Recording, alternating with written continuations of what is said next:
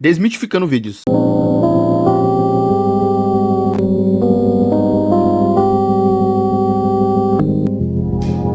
Foi quando o Gyro finalmente entendeu. A vida selvagem pode ser muito cruel às vezes. Vocês me marcaram nesse vídeo do leopardo que vai caçar um veado e ele acaba tendo um filho ali mesmo e deixa o filhote pro leopardo comer. E muita gente nos comentários ficaram se perguntando por que o leopardo não foi lá e se alimentou do filhote, ficou olhando pra ele como se fosse cuidar. Desculpe decepcionar vocês que acreditam que isso vai acontecer, obviamente que não, já que o leopardo adora brincar com a comida. A verdade é que esse filhote se virá de alimento pro leopardo, mas é triste pensar que o animal acabou de nascer e simplesmente se virar de alimento pro leopardo.